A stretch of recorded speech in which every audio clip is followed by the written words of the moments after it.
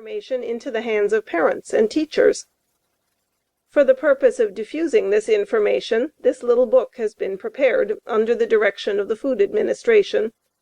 By following the suggestions for food conservation herein contained, everyone can render his country an important war service. I am sure that all will be glad to do this. Herbert Hoover. Chapter 1. The Wheat Situation. Wheat is as much a war necessity as ammunition. Wheat is a war weapon. To produce it and distribute it where it is needed and in sufficient quantities is the most serious food problem of the Allied world. The continent of Europe, with her devastated fields, can raise but a small fraction of the wheat she needs, and ships are so few that she cannot import it from many of the usual sources. Not one of the warring European countries has escaped serious suffering, and the neutral countries have suffered with them. The world's supply of wheat. France, always an agricultural nation, was the most nearly self-sustaining of the Western Allies. Now 1/3 of her wheat fields are barren. Thousands of her acres have been taken by the enemy or are in no man's land. Much of the land that has been fought over these past 4 years is now hopeless for farming, and will be for years to come. Even the territory still under cultivation cannot be expected to yield large returns, for laborers, tools, and fertilizers are lacking. The men who have left the fields to fight have been replaced chiefly by women, children, and old men, while furloughed soldiers at times help to bring in the crops. To get adequate return from the soil which has been tilled for centuries, tons of fertilizer are necessary. Fertilizers are an absolute necessity, and nitrates, one of the most important of them, can no longer be imported from Chile.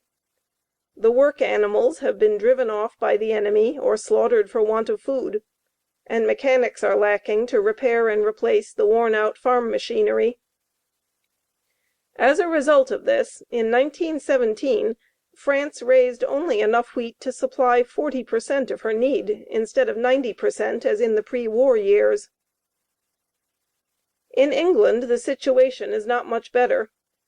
Unlike France, England has always imported far more wheat than she raised. But now, through vigorous effort, she alone of all the European countries has increased her cereal production, so that it has actually been doubled.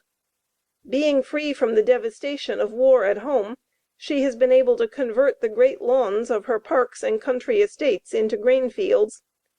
English women of all classes, an army of 500,000, are working on the land. At the same time, the consumption of wheat has been reduced. Even yet, however, the home-grown supply in England is only 1/4 of the wheat required.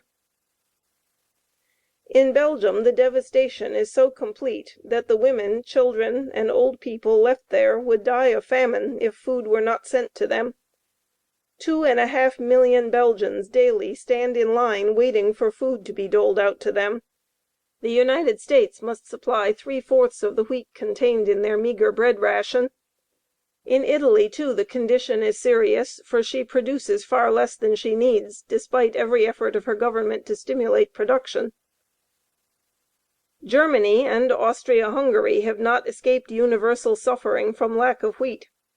Germany before the war was a wheat importing country, and Austria-Hungary was able to supply herself with wheat, but had none to export.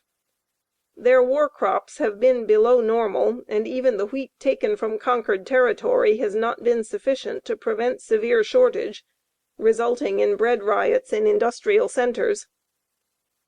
The imports of wheat into both the Allied and enemy European countries, to supplement the wheat of their own raising, came in peace times from 7 countries: Russia, Roumania, Australia, the United States, Canada, Argentina, and India.